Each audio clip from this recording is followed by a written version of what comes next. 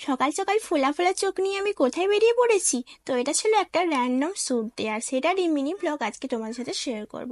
আমাদের call time ছিল কিন্তু 10টা, আর মডেলরা কিন্তু টাইমেই চলে এসেছিলো, কিন্তু মেকআপ আর্টিস্টদের হচ্ছিল লেট। আর তারপর ফাইনালি স্টার্ট হলো, অ্যান্ড দেন দুপুর দুটোই ছিল আমাদের লাঞ্চ টাইম।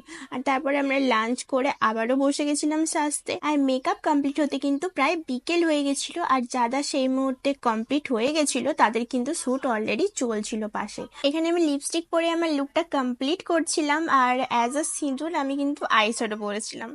আর তারপর দেখো এখানে আমার হাতে ফেব্রিক লাগানো চলছে, আর শ্যুট কিন্তু অলরেডি হচ্ছেই একের পর এক মডেলসদের। অ্যান্ড এটা ছিল আমার ফাইনাল লুক। তোমরা কিন্তু কেমন হয়েছে অবশ্যই জানিও।